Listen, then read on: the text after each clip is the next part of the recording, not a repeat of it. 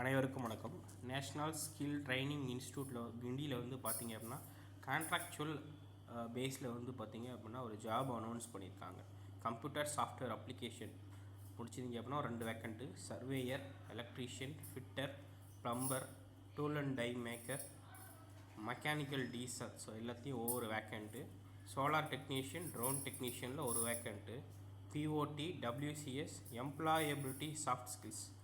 So இதில் 4-2 ஒரு வேக்கெட்டு. சரிங்களா?